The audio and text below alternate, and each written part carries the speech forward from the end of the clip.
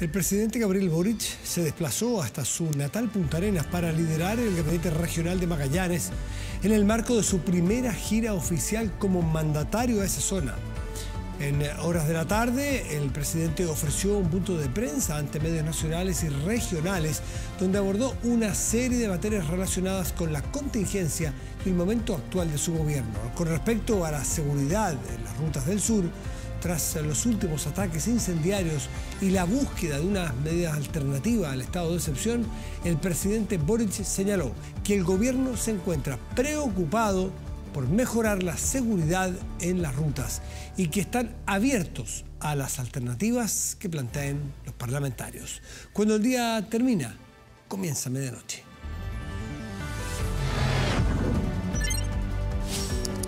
Medianoche.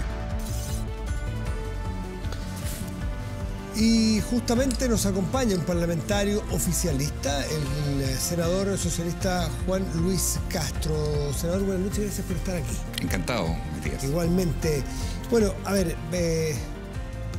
no sé, no es su zona exactamente, pero creo que no hay chileno que no esté preocupado por lo que esté pasando en algunas zonas del sur, en las rutas, esta vía alternativa que sería las infraestructuras críticas para poder cuidar a lo mejor con personal militar las rutas. ¿Cómo está viendo usted el progreso del tema de seguridad? La gente hoy día habla de los problemas de seguridad y del costo de la vida. Esos son los problemas cotidianos en la familia.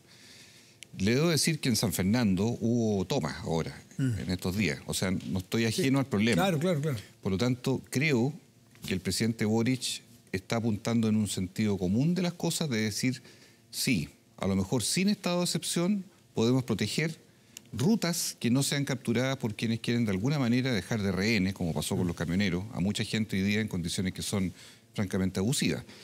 Naturalmente esto genera a veces incertidumbre porque el presidente está planteando caminos nuevos, sin llegar al extremo de decretar solo excepcionalidad para una cosa que requiere estructura, requiere permanencia.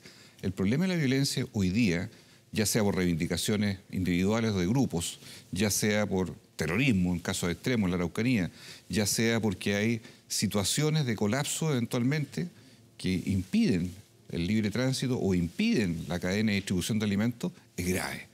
Que no haya servicio eléctrico, que no haya agua potable, que no haya vialidad disponible, creo que es delicado. Entonces, yo sé, hay gente que dice, oiga, pero esto se pusieron antes. Sí, es verdad.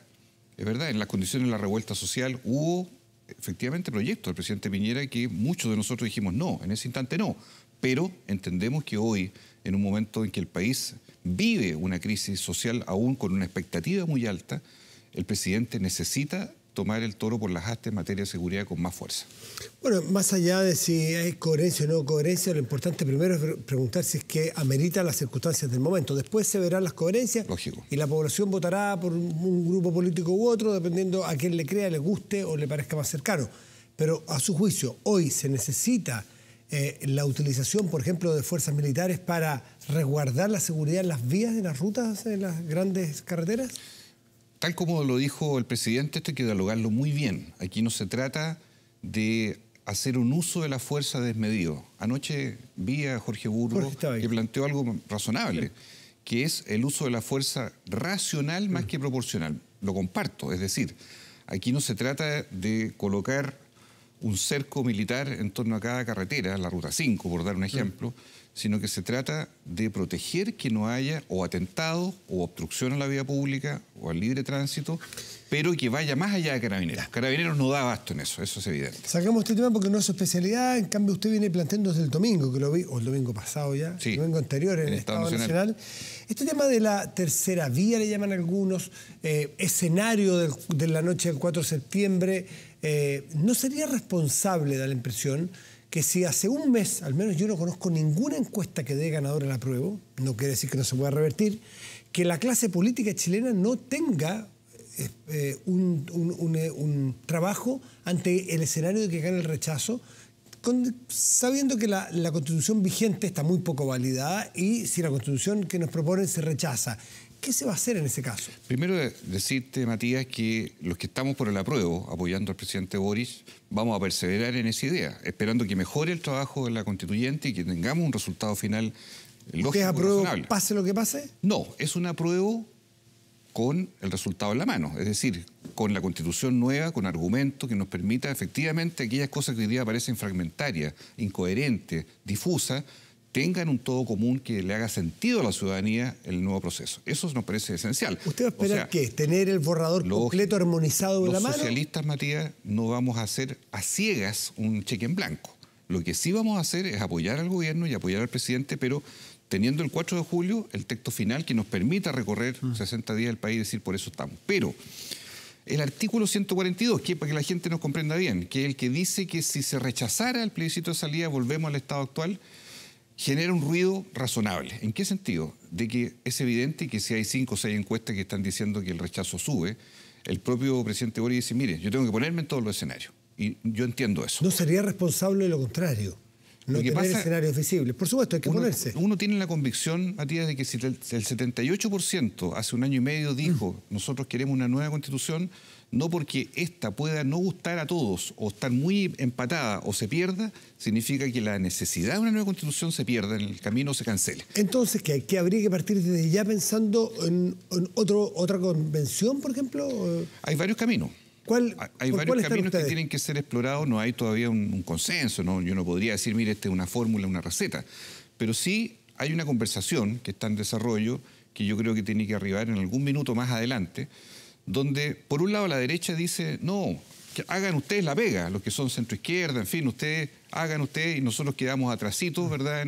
Sin rechazar, porque ya le fue mal con un rechazo, y esa es una receta, yo diría, muy oportunista de decir, mire, ojalá, dicen ellos, gane el rechazo y así yo me quedo tal como estamos y no impulso nada. ¿Nosotros qué decimos? Si ganara el rechazo hay que proseguir el proceso. ¿Cómo? Se puede elegir una nueva convención constituyente. ¿Otro año completo? No, menos tiempo, obviamente. Y partiendo de la base de algunos borradores, por ejemplo el de la presidenta Bachelet, que estaba precedido de cabildos. Hay gente que incluso nos ha dicho, mire, hasta la Constitución del año 1925, podría ser un texto madre, un texto orientador con todas las enmiendas que quieran. Hay gente que ha planteado el texto de la presidenta Bachelet. Hay gente que ha planteado que pueda ser un panel de expertos de las universidades o incluso de representantes de distintos sectores. Gente que conozca la materia. Hay gente que dice, no, que sea el mismo Congreso el que resuelva. Pero no, yo, sinceramente, mi opinión, aquí no puedo hablar por otro, es que el proceso constituyente no se puede suprimir. Es decir, el objetivo de llegar a una nueva constitución no podemos perderlo de vista aún en un escenario de rechazo. Y creo yo que la debilidad que tiene la constituyente es que esta asociación entre suerte del gobierno y la suerte de la constituyente, que van muy de la mano, la constituyente no le ha hecho un buen favor al presidente porque ha habido conductas, modelos, diseños, comportamientos que han dejado que desear de pronto. Pero yo no le quito el mérito de que es la primera vez en la historia que tenemos un cuerpo electoral que va a definir esto. Dicho eso, me parece a mí que el presidente tiene que explorar caminos que nos hagan ponernos en el escenario del apruebo, pero también del rechazo. ¿Y eso es a través de una reforma? Por ejemplo, el camino, usted mencionó 3 o 4, el camino B, para no decir cuál. Ya, llegan a acuerdo del camino B. ¿Eso hay que plantear una reforma y tiene que pasar en el Congreso esa reforma? Claro. ¿Para tenerla en el escenario del rechazo, de que gane el rechazo? Claro, lo importante es qué va a pasar la noche del 4 de septiembre. Porque ahí va a haber un estado de incertidumbre enorme. ¿El país debe conocer esa alternativa antes de la noche del 4? Sería lo ideal, pero yo creo que es difícil que eso ocurra hasta que las cosas sucedan. En Chile estamos un poquito acostumbrados a eso, porque si alguien se adelanta van a decir, le están haciendo campaña al rechazo. Se van a poner el parche en telería. Si alguien dice, como algunos dicen, no, el apruebo a ciegas, como si todo fuera apruebo. De hecho, admito que en las filas de la izquierda, hace un año atrás, el cheque era en blanco, es decir, es imposible plantear un rechazo. El optimismo era ¿Y usted conoce exagerado. Parlamentarios de la izquierda que hoy día están más proclives por el rechazo? ¿Con cómo está hoy día el borrador? Yo diría que muy poco, tal vez en privado algunos, pero muy poco. En general yo veo una convicción. ¿Y ve entusiasmo entre los suyos? Entusiasmo, ¿Cómo está? ¿Decir qué buena está quedando? Entusiasmo, yo diría, por ciertas normas, sí. Por ejemplo, yo personalmente, que estoy en el mundo de la salud, veo entusiasmo que se ha mejorado mucho la norma en materia de seguridad social en salud. Por ejemplo, veo graves problemas en el sistema político, que se vota el viernes. O sea, hay de todo un poco. Pero la gente quiere, en mi mundo, la gente quiere que le vaya bien al presidente y quiere que haya un apruebo. Esa es la voluntad explícita. Pero eso no llega milagrosamente. Un parlamentario, ex parlamentario, en rigor, de izquierda, me lo encontré el otro día, que hemos conversando, y dijo, está un poquito en la onda suya, así de, pucha, somos apruebo, votamos apruebo de entrada, quisiéramos votar apruebo, pero no estoy contento cómo están las cosas, cómo los comportamientos, un poco la misma descripción suya. Y me dijo una frase que quiero ver si usted la suscribe. Me dice, yo quiero una nueva constitución, pero no esta que está quedando. Hay gente que está planteando eso, claramente. Yo creo ¿Pero usted lo suscribe alguna vez? No, porque no hay un texto definitivo. Yo no, ¿cómo está quedando? No, dice, quiero una nueva constitución de todas maneras. Yo sigo confiando, Matías, en esta. ¿Esta es arreglable a su juicio? Sí, esta es arreglable, quedan 2 meses, todavía estamos a tiempo. Es posible aún, y en eso permea mucho la voz ciudadana, las opiniones. También ellos están recibiendo distintas impresiones. Le hablo del colectivo socialista, por ejemplo, que ha estado en ese proceso de adaptar un escenario que sea viable. Las normas transitorias, alguien dirá, pero eso es secundario. No, es clave. La capacidad de aterrizaje de todo lo que se diga no puede ser una utopía. Esto no puede ser una especie de catálogo de puros derechos y nadie se hace cargo de los derechos. Por lo tanto, yo creo y veo, ya no es solo mi opinión, veo que en el mundo de la centroizquierda, si bien hay matices, hay diferencias, pero veo un apoyo mayoritario a que tenga éxito. Pero esto requiere correcciones. ¿Qué correcciones? Requiere, por ejemplo, que el propio equipo político del gobierno tenga más diálogo, tenga más interlocución, no solo en el Parlamento, también con los constituyentes. ¿Los constituyentes aceptarán ese diálogo? Hay de todo. Usted sabe que hay muchos colectivos dentro de la constituyente, tienen muchos grados de autonomía, pero el colectivo socialista ha tenido fricciones con los comunistas, con algunos frente amplistas, y resulta que todos somos parte de un mismo apoyo de gobierno. Por eso le dijimos al presidente Boric hace tiempo atrás, ¿por qué no formamos una sola coalición? Porque este experimento de tener un gobierno con 2 coaliciones, la verdad es que es raro, es inédito. Ojalá funcione, pero lo ideal sería tener un equipo más compactado. Entonces, creo que ahí pueden hacerse cosas del propio Ejecutivo sin intervenir ni sin pasar a llevar a nadie, pero buscando un escenario de complicidades con un propósito que es lograr que el apruebo sea argumentado, sea con sustento, no sea un apruebo de memoria, que creo que es el pecado que algunos pueden tener. Juan Luis Castro, senador socialista, vamos a seguir conversando. Queda poco, pero queda tiempo provechoso para conversar, debatir, informar a las personas y que cada uno libremente vaya haciéndose una idea para que libremente, como dijo el presidente de la República aquí, opte por alguna de las 2 opciones que son igualmente legítimas, así es la democracia. Y la gente se está informando bien, Matías. Las encuestas dicen que hay un buen nivel de información en lo que está pasando. Gracias, senador, que esté muy bien. Hasta pronto. Pausa y volvemos, esperemos. Estamos de vuelta y de inmediato revisamos las informaciones más relevantes de las jornadas con David Maldonado. Así es, muchas gracias, Matías. El presidente Gabriel Boric reiteró que la condonación del CAE será de manera progresiva y que están estudiando mecanismos para llevar adelante la medida. En Punta Arenas, el mandatario abordó otra vez el debate de eximir a los deudores del pago del crédito con aval del Estado, un tema que fue parte de los compromisos de campaña en abril. El ministro de Educación, Marco Antonio Ávila, ratificó en una comisión del Congreso Nacional que el gobierno avanzaría en el fin del CAE.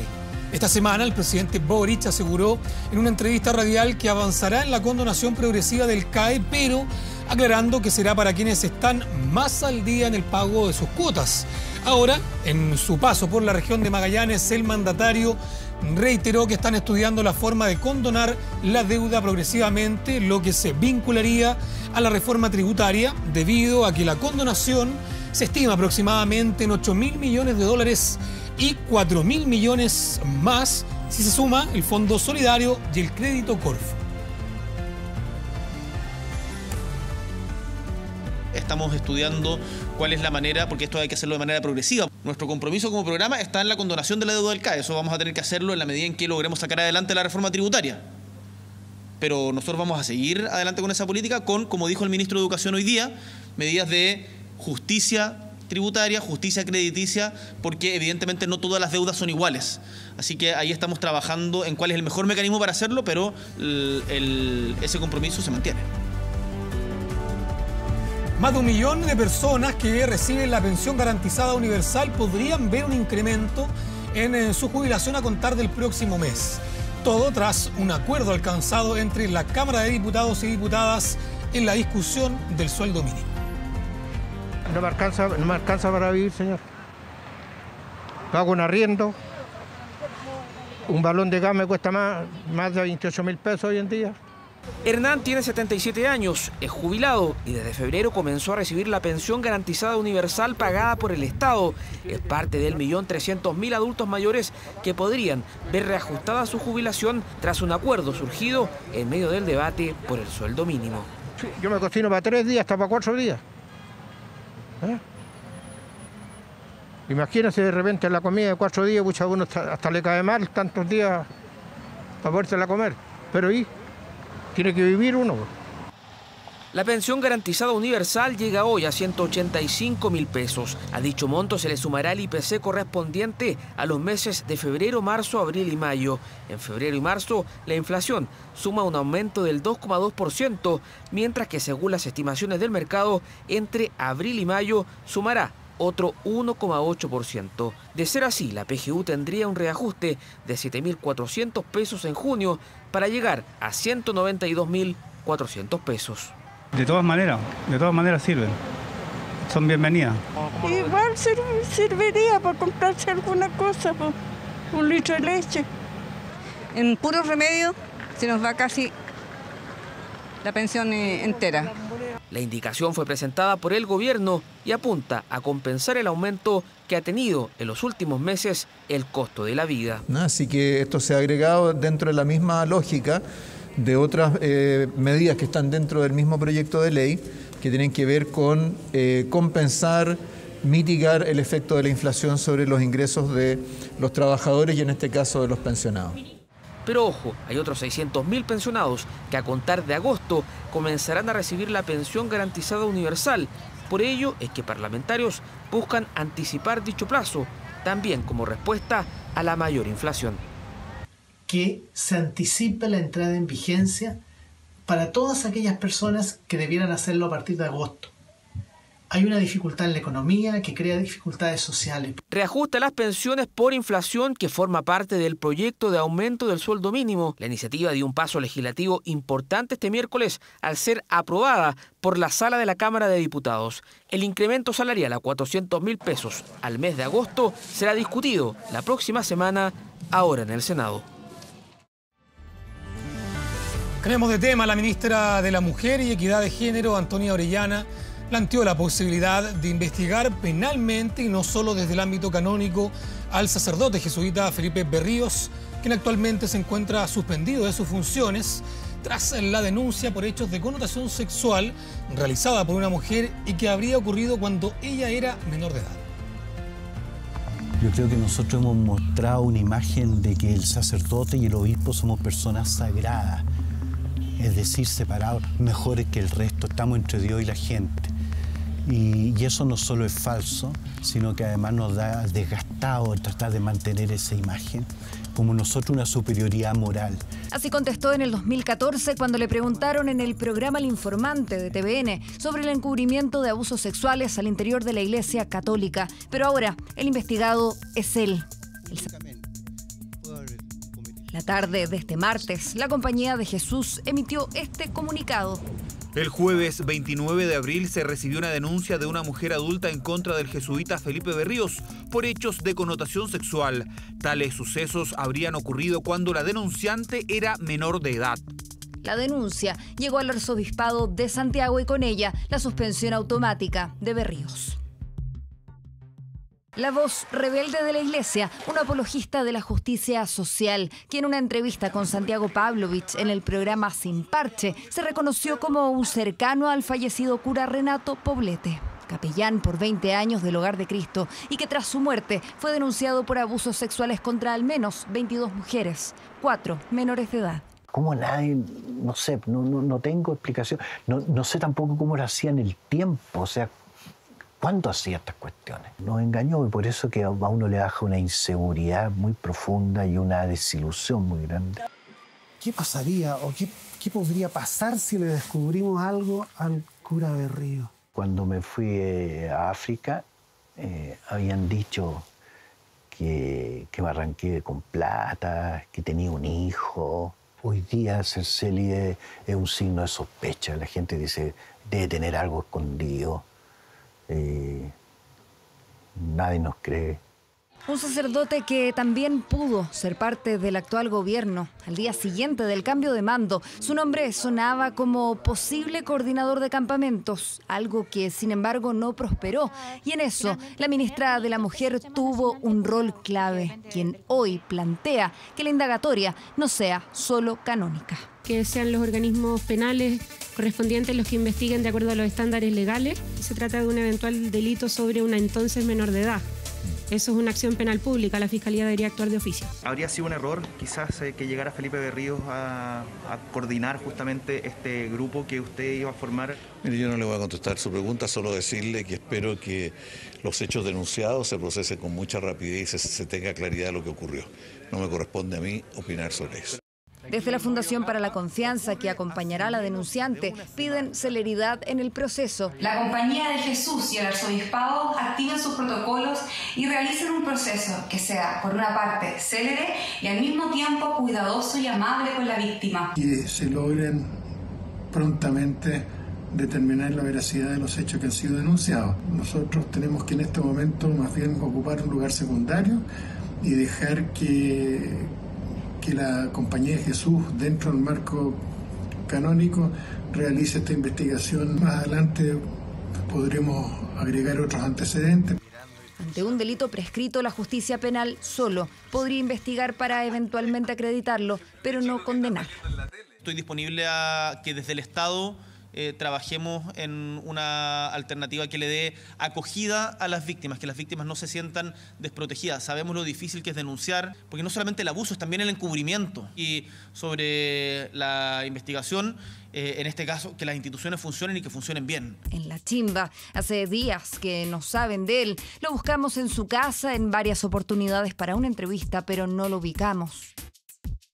En un comunicado, dijo que está dispuesto a colaborar con la investigación. Una que por ahora será interna de la orden jesuita y de carácter reservado y que remueve otra vez a la Iglesia Católica. Cambiamos de tema. Servicentros del sur de la provincia de Arauco fueron los primeros en registrar desabastecimiento debido al paro de los trabajadores forestales que siguen movilizados en la Ruta 5 Sur. Los manifestantes exigen al gobierno agilizar el regreso de las Fuerzas Armadas a la macrozona sur.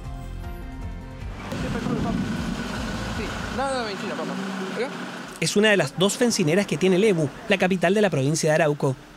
A diferencia de la que está ubicada en el acceso sur, esta sí tiene combustible, pero de un solo tipo, petróleo diésel. El camión que venía para acá lo devolvieron, porque la carretera está tomada. Solamente estamos vendiendo petróleo, ¿sí? No sabemos si llegan los camiones hoy o no. No tenemos ni 93, ni 95, ni 97. Un panorama que se repite. De Arauco al sur, las bencineras con combustible son la excepción. Tenemos un desabastecimiento de combustible en la provincia, dado que prácticamente varias de las comunas están ya sin posibilidad de venta de combustible. Los camiones no pueden pasar por los cortes de carretera que protagonizan los trabajadores y conductores forestales en demanda de seguridad en sus faenas. La idea, evitar esto. Una cita en Concepción terminó sin acuerdo entre dirigentes y el gobierno, pues los trabajadores exigen que el proyecto de infraestructura crítica que permitiría el uso de las Fuerzas Armadas para el control de orden público sea ley ya. Este proyecto de ley entra con suma urgencia al Congreso y por lo tanto el gobierno se está dando 15 días en promedio para esta promulgación. Hemos estado conversando con los parlamentarios y esperamos poder llegar a distintas iniciativas que permitan asegurar como también mantener el flujo de las rutas y el abastecimiento a nivel nacional. El propio presidente Boric, en su segunda visita a regiones y la primera a Magallanes desde que es mandatario, comprometió esfuerzos para hacer ley este proyecto. Son los trabajadores los que están preocupados. Los conductores de los camiones. ¿Cómo no empatizar con esa necesidad de seguridad? Yo empatizo con ello. Y quiero decirles de que estamos a toda máquina trabajando por un problema que es heredado. Una situación de desabastecimiento que también vive Temuco, con la diferencia que en la capital de la Araucanía es el sobreconsumo el que agotó la benzina en las estaciones de servicio. Ayer cuando se supo la paralización, en algunos puntos se acabó el combustible en algunas bencineras, pero vuelvo a insistir, llamar a la tranquilidad porque tenemos abastecida toda la región. A Duqueco, el kilómetro 522 de la Ruta 5 Sur, uno de los puntos de manifestación, llegó Sergio Pérez, dirigente nacional de los camioneros. lo echaron. Por favor, no queremos representación de nadie. Este dirigente tiene una deuda muy grande con el gremio, producto de que él encabezó la movilización del año 2020 y en esa movilización se cerró a espaldas de las bases. Una protesta que empieza a generar los primeros efectos en la cadena de suministros. Se espera ver qué resolverán las bases de los trabajadores y conductores del sector forestal. Vamos a una breve pausa comercial y ya volvemos con más medianoche. Regresamos con las noticias. La convención aprobó el reconocimiento del derecho de los pueblos originarios a sus tierras, territorios y recursos. El resumen de esta jornada de la convención con Valentina Reyes.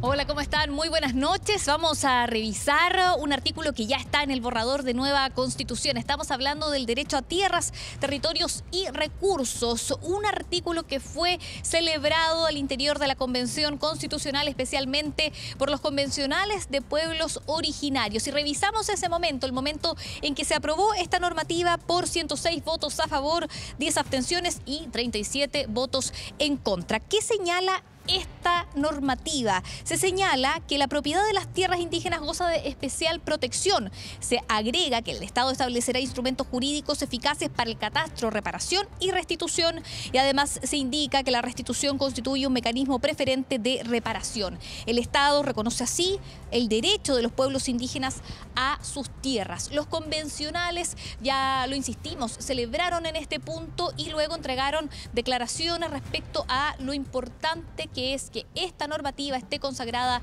en el borrador de propuesta constitucional. Los invitamos a escuchar voces de los convencionales de pueblos originarios, pero también otras voces que no ven con tan buenos ojos esta aprobación del artículo. Revisemos. Y damos la gracia a todos aquellos convencionales que acogieron el llamado, que acogieron las demandas históricas de los pueblos originarios con esta norma. La celebramos porque creemos que hemos apostado a este trabajo dentro de la institucionalidad para dar solución a conflictos históricos. Ahora nos queda, ¿cierto?, la segunda etapa, y es que esta norma se lleve en la práctica a través de una ley que podrá regularla y donde todos los pueblos podamos recuperar las tierras, los territorios y los recursos. Me da la impresión de que es un traje medida para los mapuches que no se aplica a muchos pueblos que se están subiendo al tren de las tierras, que originalmente no hablaban de restituciones territoriales y ahora están hablando de restituciones territoriales.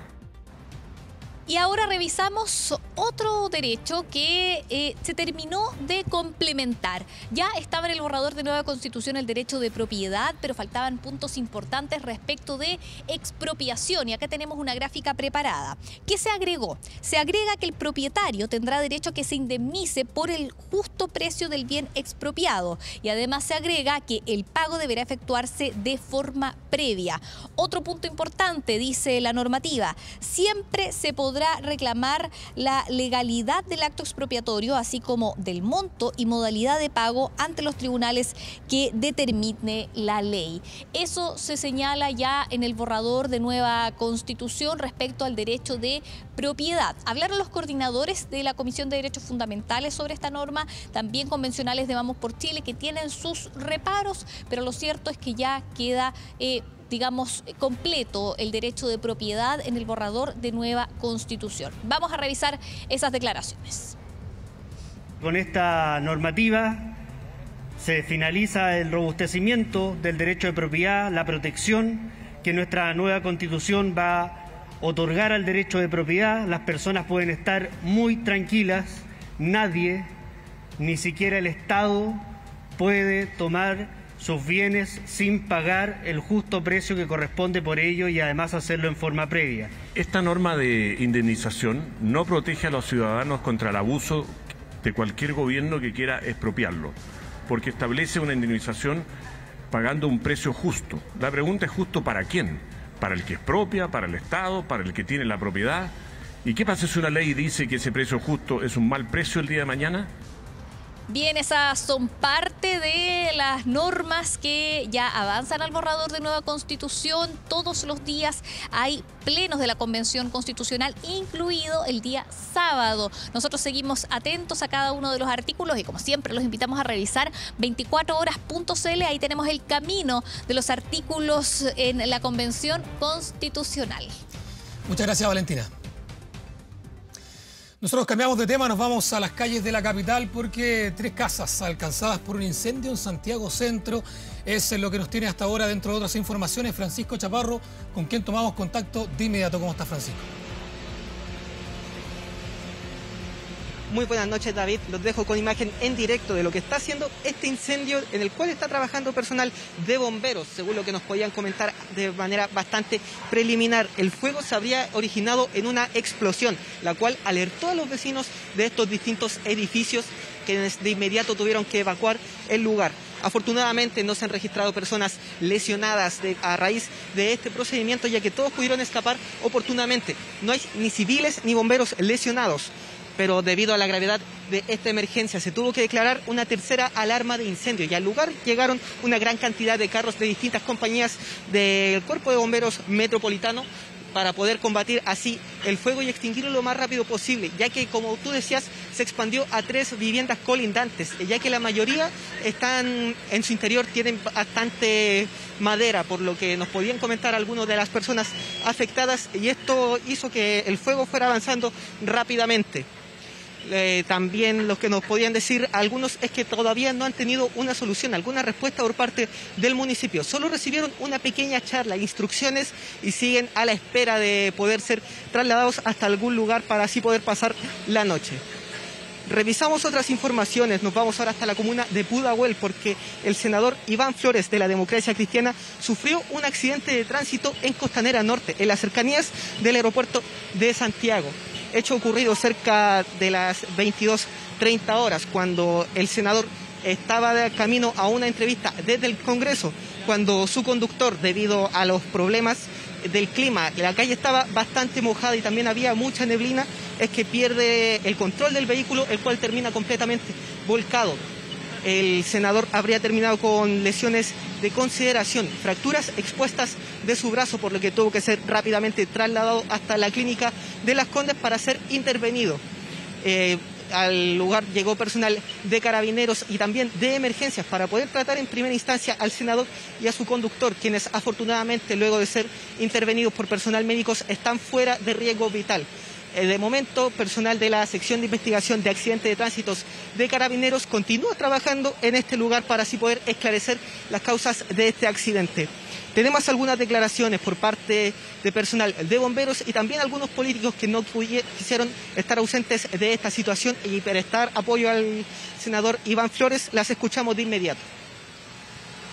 Por causas que se investigan, el conductor habría perdido el control del automóvil, terminando volcado. Según la información que manejamos, serían 2 personas donde la persona que se traslada como acompañante habría resultado lesionada. De todas formas, fueron los 2 trasladados a un centro asistencial para su atención médica.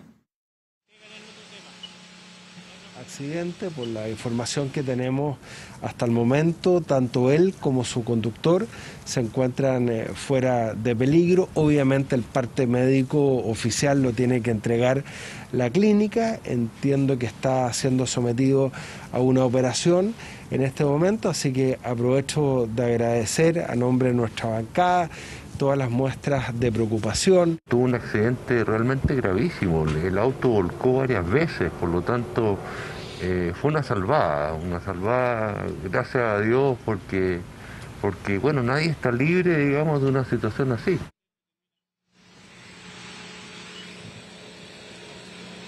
Afortunadamente ninguna de estas 2 personas involucradas terminó con lesiones de gravedad y ya permanecen fuera de riesgo vital luego de recibir asistencia de personal médico. Cambiamos de tema, nos vamos ahora hasta la comuna de Maipú porque un gigantesco incendio destruyó completamente 19 buses del Transantiago. Hecho ocurrido en horas de la noche en un acopio que está ubicado en camino a Rinconada con 5 Poniente y por la que se tuvo que declarar una segunda alarma de incendio.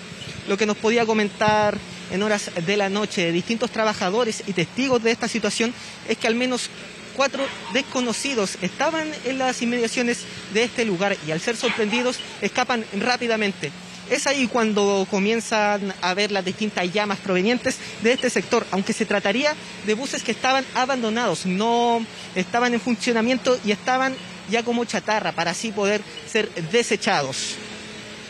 Revisamos otras informaciones, pero seguimos en la comuna de Maipú porque hay nuevos antecedentes sobre una balacera ocurrida en enero de este año en una peluquería de esta comuna. Según los antecedentes que manejaba personal policial, 5 personas llegaron hasta esta peluquería y amenazaron a los distintos clientes portando armas de fuego y obligándolos a salir. Es ahí cuando comienzan a discutir con los encargados de este local, todo esto a raíz de una deuda que tenían. Y de inmediato estas personas, al negarse a pagar esta deuda, tratan de defenderse con distintos artefactos y es ahí cuando uno de los involucrados utiliza un arma de fuego para percutar distintos disparos y herir a estos trabajadores, los cuales afortunadamente no resultaron con lesiones de gravedad. De inmediato estas personas escaparon, pero gracias al trabajo de personal policial, 3 lograron ser ubicados, quienes corresponderían a personas de nacionalidad chilena, y que fueron identificados gracias a las distintas cámaras de seguridad presentes en este local y pudieron ser reconocidos por personal policial, y en horas de la tarde hubo un allanamiento tanto en la comuna de Maipú como en la cisterna, donde se logró la detención de estas personas y además se incautó una gran cantidad de droga y armas. Los involucrados quedaron en prisión preventiva por los 10 días que va a durar esta investigación. Tenemos algunas declaraciones, las escuchamos. Este grupo, de forma coordinada, concertada, por cierto, concurrieron al lugar con el propósito cierto de lesionar y hasta matar a estas personas. Es por eso que nosotros sostenemos que, en definitiva, estamos en presencia de un homicidio frustrado. Las personas identificadas todos tienen una relación de parentesco.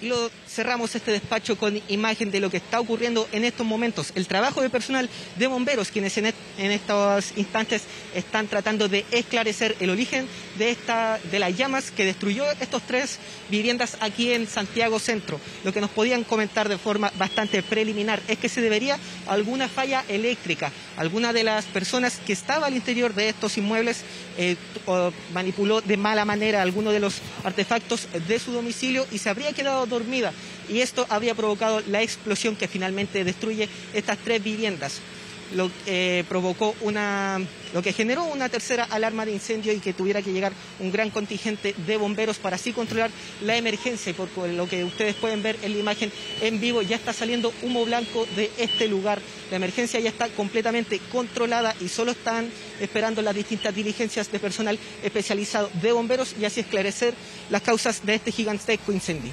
Francisco, para entender un poco el contexto, ¿cuál es la situación actual ahí en este sector de la capital, donde están estas 3 casas afectadas? ¿Has podido hablar quizás con la gente que vive en estas casas? ¿Hubo una evacuación? ¿Cómo está el tránsito en este sector? ¿Están las calles cortadas? ¿Han habilitado, qué ha dicho bomberos o carabineros respecto a habilitar prontamente las calles? ¿Tenemos algún antecedente o información respecto a eso?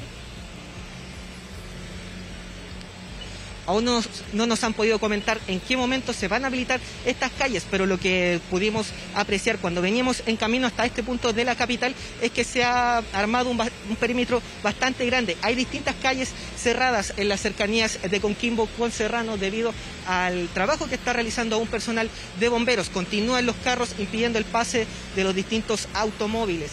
Algunos han tenido que ser desviados para así poder llegar a su destino. Y lo que me preguntabas de las personas que viven al interior de estas viviendas, al sentir esta fuerte explosión y comenzar a sentir el calor que provenía de este inmueble, es que comienzan por su propia cuenta a evacuar el edificio y ahora continúan en la calle a la espera de poder recibir alguna solución.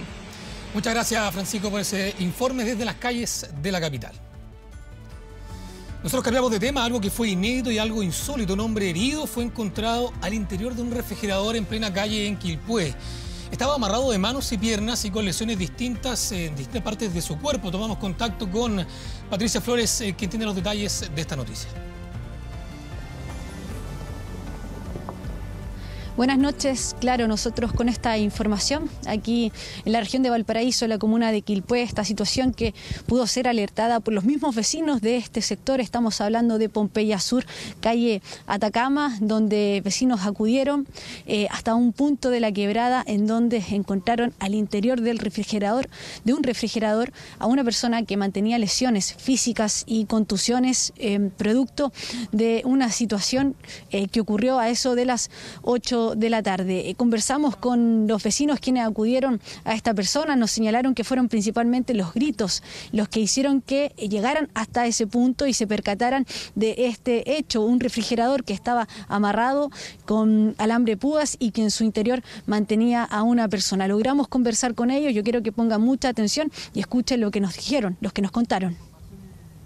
Y bajamos y nos encontramos con el joven que estaba amarrado del cuello, las manos, los pies, estaba golpeado porque tenía una ceja rota, incluso creo que le pegaron aquí porque tenía hundido hacia adentro y y él estaba muerto de frío. Solo recordaba que lo agarraron, lo llevaron a una casa, lo golpearon. Y ahí ya no recuerda que lo movilizaban dentro del refrigerador, pero ya no recuerda más hasta que llegó aquí. Esta situación desplegó a unidades de rescate de bomberos, así como también carabineros, quienes llegaron hasta este sector, hicieron labores de rescate. La persona pudo ser trasladada desde la ambulancia hacia un hospital y de esa manera en este momento se encuentra siendo atendida. Nos entregaron detalles el capitán de la segunda comisaría de Quilpué, quien nos señaló que esta situación llama profundamente la atención, considerando que este sujeto, y dadas las declaraciones posteriores también que entregó a los funcionarios, habría sido interceptado en otro punto de la comuna y que luego de eso fue trasladado en una camioneta, y es ahí en donde estas personas implicadas en este secuestro, porque esa fue la figura legal que nos señaló Carabineros en este caso, lo que estaba ocurriendo, fue finalmente esta persona arrojada desde un refrigerador hasta este punto. Conversamos con el capitán Gonzalo, escuche y ponga mucha atención. Según testigo, manifiesta que momentos antes escucharon gritos en este sector, divisando a una camioneta color rojo, el cual tres ocupantes, arrojan un refrigerador desde la pick-up hacia la orilla de la calle. Al escuchar gritos en el refrigerador, al verificar testigos, encontraron a un sujeto maniatado de piernas, brazos y cuello, y con evidentes lesiones en la cabeza y brazo. Diligencias que ya se encuentran precisamente en manos de la justicia para poder esclarecer acerca de este hecho. Carabineros nos señaló que van a hacer las pesquisas pertinentes considerando el material audiovisual que puedan obtener, cámaras de seguridad, por ejemplo, empadronamientos también de la hora, dado que esto ocurrió a eso de las 8:15, las 20:15 horas. Nosotros vamos a seguir muy atentos a toda esta información, a todo lo que pueda suceder respecto a este acontecimiento, este secuestro que ocurrió en la comuna de Quilpué y que llamó profundamente la atención y que pudo ser precisamente alertado por los mismos vecinos, quienes dieron un auxilio oportuno y de esa manera también poder rescatar a esta persona que estaba al interior de un refrigerador con evidentes signos y lesiones físicas. Muchas gracias, Patricia, por ese informe desde Quilpué. 2:57 de la madrugada, dejamos hasta aquí la revisión informativa. Volvemos con Matías del Río. Bien, David, muchas gracias. Vamos a la pantalla grande de nuestro estudio y allí revisamos los contenidos de nuestro portal de noticias, que en este momento destaca la siguiente información. Veámoslo, algo insólito. Fíjese que un jugador de Liga de Quito fue informado de ser positivo de COVID-19 durante un partido con Antofagasta. Esto ocurrió aquí en un partido que jugaba nuestro país, y es insólito porque se supone que cuando uno está con un test todavía sin resultado hay que guardarse. Bueno, ocurrió esta situación. Vamos al tiempo para hoy jueves en Santiago. Y nuestra región y nuestra ciudad estará despejada con una máxima probable de 20 grados. En tanto, Illapel tendrá cielo despejado y una máxima probable de 21 grados. Con esta información nos despedimos. Agradecemos su atención y los dejamos invitados a seguir atentos a las pantallas de TVN y todas sus plataformas. Muy buenas noches y gracias por venir.